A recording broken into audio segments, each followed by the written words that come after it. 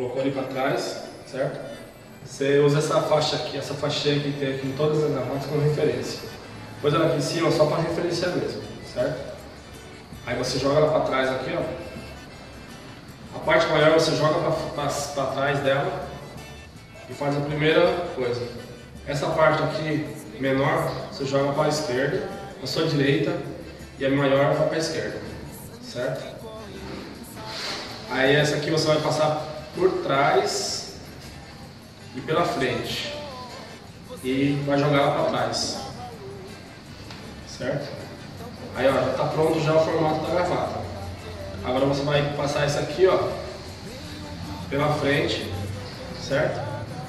E esse vai jogar bem por trás dela e fazer o ó.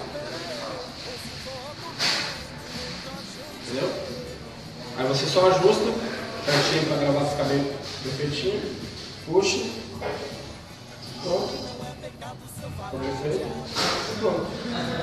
Na hora de gravar já está pronto, né? Certinho?